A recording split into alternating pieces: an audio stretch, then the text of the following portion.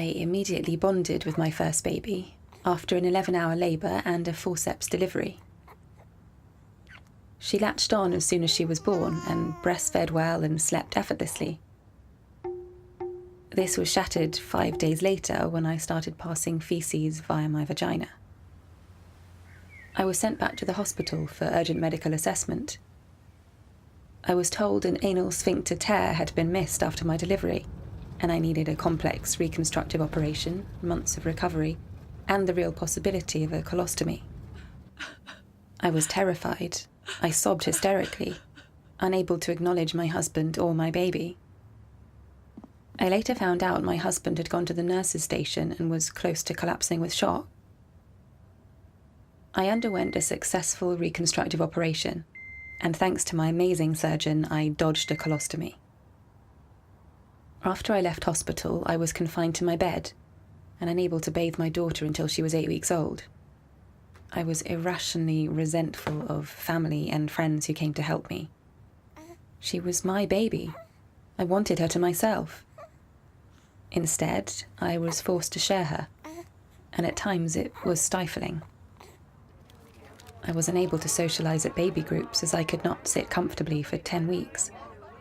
I couldn't do what I love: riding horses, dog walking, swimming. I didn't really leave the house for fear of my incontinence. I couldn't have sex for 9 months. I remember mentally preparing myself for my husband to leave me, but amazingly he told me he'd never even considered it. In fact, our relationship has become stronger, despite the anxiety, panic attacks, counselling, and regular hospital trips I experienced on my road to recovery.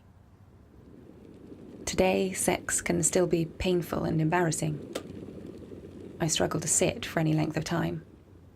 I am fecally incontinent unless I follow a strict diet, making dining out and socialising difficult.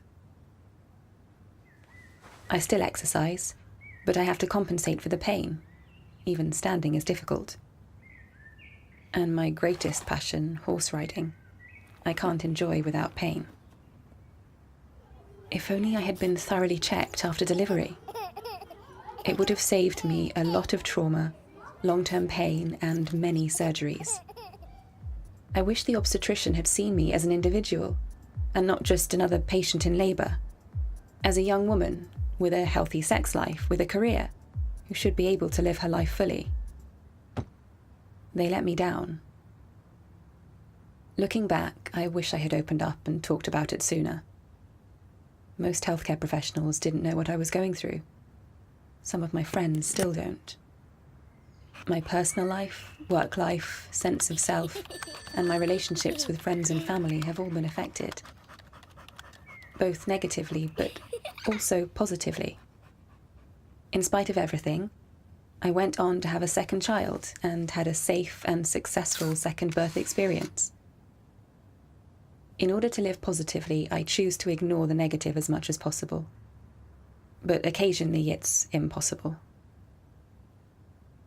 I fear what the future holds for my continence.